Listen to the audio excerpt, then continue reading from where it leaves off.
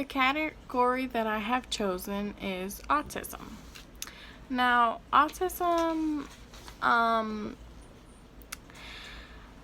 can be a number of things. But what autism means is that it is a developmental disorder characterized by troubles with social interaction and communication, and by restrictive repetitive behavior. For children with autism spectrum disorder, communication development happens more slowly. Because of the sensory challenges associated with this disorder, children with autism might seem more interested in environmental sounds like the roaring of a fan or the noise of the vacuum than in the sound of people talking. So those things might interest them more than me talking, which is totally fine because that's the disorder that they have, and there's nothing that they can possibly do about it. So that's what's interests them. The causes of autism are by a combination of genetic and environmental factors. Risk factors include certain infections during pregnancy, such as rubella, as well as a fibroic acid, alcohol or cocaine use during pregnancy. So, many people don't know that doing certain things can cause, a disorder in the child when they're born. So this is something to let, maybe expecting moms know, if you do certain things like that, something can possibly happen. I mean, it's not bad that your child has a disorder, but this is something that's happening, and it's happening quite a lot. So to inform the parents before is a great idea, because autism is estimated to affect 24.8 million people, and about 1.5% of children are diagnosed with autism. So in my preference, if I did those certain things, or if I knew someone who did those certain things, I would definitely want to know or want to tell them, so they're aware that something could happen to their child after they conceive him. So this is definitely something very educational and informational. So a parent may recognize their child isn't speaking as much as they should, or may have a delay in potty training or being able to learn the simple things in their early life. And this is how a parent or a teacher might recognize that the child does have autism. A teacher may recognize it by screening the child and determining whether or not he or she can speak, how they speak, and how much they speak. If they do their work, if they're interested in their work, if they're focused, if the work seems interesting to them, if the topic is interesting to them, they can screen them by that to notice, what they're doing and what they want to do. And then following along without bothering other classmates.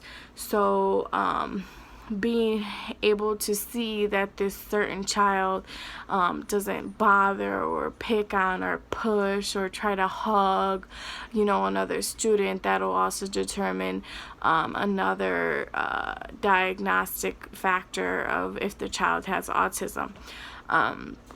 Some children with autism hints of future problems within the few months of life, and others symptoms may not become obvious until 24 months or later. Some children with autism appear to develop normally until around 18 to 24 months of age, and then stop gaining new skills and start losing skills. So the skills that they have been working on, they might lose them because they're beginning to let people know that they have a development delay or this autism disorder. When I did my observation, it was very interesting and educational. I really liked it and I enjoyed it. In my observation class, I noticed there was a special needs child, and I did notice that this child was diagnosed with autism because of the symptoms that I just read. This child would stand in a corner by himself. He would not want to play with others. He wouldn't want others touching him. He would want to eat alone in the class. He would want to he wouldn't seem interested in the work. He didn't want to do the work. He looked at the work and he was just like, he looked at it like, no, he wasn't going to do it. And that's another, developmental delay that, teachers see when they screen the child. They see if they want to do the work or not. And so this particular young boy, he did not want to do the work. He just seemed like not interested, so he just scribbled on the back of the paper. The teacher didn't push him too much because she felt that if she pushed him, he would just, get angry and get upset, which is another common characteristic of a child with autism. This child also would go and bother other classmates. There would be particular girls that he would go and grab and hug, but I know that was his emotional side in him. He didn't mean any harm at all, but the girls, they did feel offended and they did feel that he was bothering them. This kind of observation that I did showed me a whole lot to be able to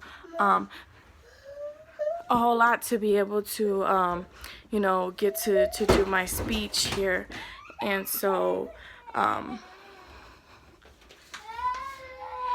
possible signs of autism at any age: avoid eye contact, like I just stated. They don't like to be alone. They struggle with understanding people's feelings. A child with autism doesn't understand when somebody's crying or hurt or sad. Repeats words or phrases over and over. Gets upset by minor changes in routines or surroundings. Has highly restricted interests. Performs repetitive behaviors such as rocking or spinning. Has unusual and often intense reaction to sounds, smells, tastes, textures, lights, and/or colors. So these are the different possibility signs, that autism is, within a child. Autism can be treated. There's certain behavioral treatments and medicines, or there can be both within a child or a human being. Many people with autism have additional medical conditions such as sleep disturbance, seizures, and distress. Addressing these conditions can improve attention, learning, and related behaviors. Intervention and a child's family to work together with a team of professionals to be able to service, the child's needs. And these can be done at home, a doctor's office, a classroom, or a preschool or daycare. The intervention focuses on the core areas affected by autism, and they include social skills, language skills, communication skills, imitation play skills, daily living skills, and motor skills. So to be able to get this done, the family would have to work together with, the team of experts to get a better understanding of the child and what the child has and stuff like that. So autism is a special disorder. It's not bad at all, but it is common in children, and it can be treated. So definitely that's autism is a very amazing disorder that some people have, and you may or may not know that they have it, which is perfectly okay. And that's it.